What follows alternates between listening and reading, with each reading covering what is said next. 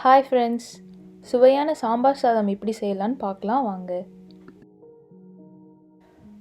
First ஒரு பேனில் 1 table spoon எண்ணெயை சூடு பண்ணிக்கலாம்.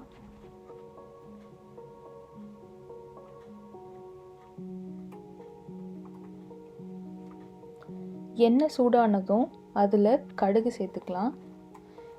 கடுகு நல்லா பொரிஞ்சதுக்கப்புறமா கொஞ்சமாக ஜீரகம், அப்புறம் 2 வரமிளகா சேர்த்துக்கிறேன். அப்புறம் கொஞ்சம் பெருங்காயம், அது கூடவே கருவேப்பிலையும் சேர்த்து லைட்டாக வதக்கிக்கோங்க. இப்போது இதில் நான் ஒரு சின்ன சைஸ் பெரிய வெங்காயம் கட் பண்ணி வச்சுருக்கேன். அதுவும் இல்லாமல் ஒரு அரை தக்காளி சேர்த்து அதையும் வதக்கிக்கோங்க. உங்கள்கிட்ட சின்ன வெங்காயம் இருந்துச்சுன்னா அதை யூஸ் பண்ணுங்கள். இப்போ இது கூட நான் சின்னதாக கட் பண்ணி வச்சுருக்கேன் கேரட் பீன் சேர்த்துக்கிறேன். முருங்கைக்காய்,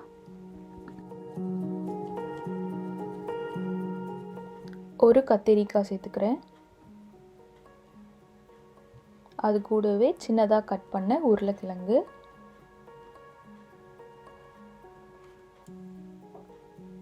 அப்புறமா கொஞ்சம் பச்சை பட்டாணியும் சேர்த்துக்கிறேன். சேர்த்து நல்லா வதக்கிக்கிட்டு கடைசியாக மாங்காய் சேர்த்துக்கிறேன். இதில் நான் யூஸ் பண்ண காய்கள் தான் யூஸ் பண்ணணும்னு அவசியம் இல்லை. உங்களுக்கு எது விருப்பமான காயோ அதை சேர்த்துக்கலாம். காய் வதங்கினதுக்கப்புறமா அது கூட ஒரு அரை டீஸ்பூன் மஞ்சள்தூள் சேர்த்துக்கிறேன். அது கூடவே 2 டீஸ்பூன் மிளகாய் தூள் சேர்த்துக்கிறேன். நான் 2 டீஸ்பூன் தான் சேர்க்குறேன், ஏன்னா நம்ம சாம்பார் பவுடர் அரைச்சி போட போகிறோம் இதுக்கு. இது கூட நான் ஒரு அரை டீஸ்பூன் காஷ்மீரி சில்லி கலருக்காக சேர்த்துக்கிறேன். 1 டீஸ்பூன் மல்லித்தூள் சேர்த்துக்கிறேன்.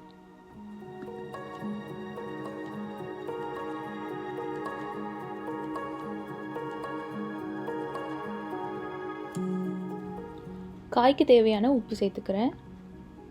நம்ம வேணும்னா அப்புறமா சேர்த்துக்கலாம் கடைசியாக. இப்போதைக்கு நான் காய்க்கு தேவையான உப்பு மட்டும் சேர்த்து அதை நல்லா வதக்கிக்கிறேன்.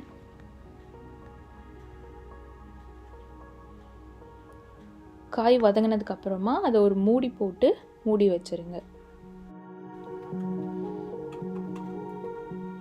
இப்போ பாருங்கள், நம்ம காயெல்லாம் நல்லா வதங்கியிருக்கு.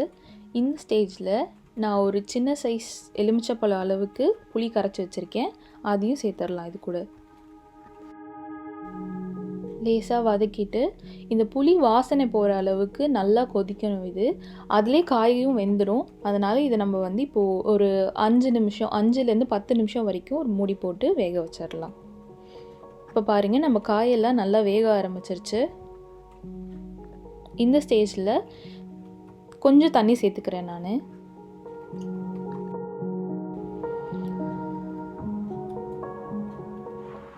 நம்ம சாம்பார் நல்லா கொதிக்க ஆரம்பிச்சிருச்சு. இப்போ இது கூட கொஞ்சம் வெல்லம் சேர்த்துக்கிறேன் நான்.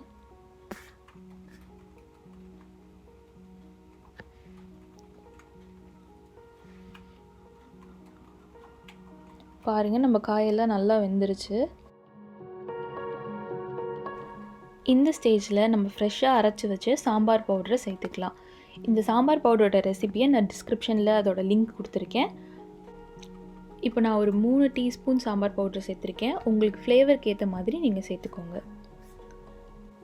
இந்த சாம்பார் பவுடரை நீங்கள் தண்ணியில் கரைச்சி கூட சேர்த்துக்கலாம். அப்போ உங்களுக்கு கட்டி கட்டியாக சேராமல் இருக்கும். பவுட்ரு சேர்த்து ஒரு கொதி வந்ததுக்கப்புறமா நான் ஏற்கனவே 1 கப் அரிசிக்கு 1/2 கப் துவரம் பருப்பு போட்டு சாதம் வடித்து வச்சுருக்கேன். அதையும் இது கூட சேர்த்துடலாம்.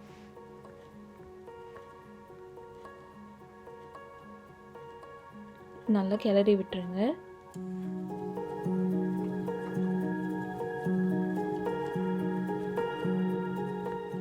மூடி போட்டு மூடி வச்சுருங்க. இது நல்லா ஒரு 5லேருந்து 10 நிமிஷம் வரைக்கும் நல்லா வேகட்டும். நல்லா கொதிக்க ஆரம்பிச்சிருச்சு இப்போ சாம்பார் சாதம். இப்போது கொஞ்சம் கொத்தமல்லி சேர்த்துக்கிறேன். இது கூட 1/2 டீஸ்பூன் நெய் சேர்த்துக்கிறேன்.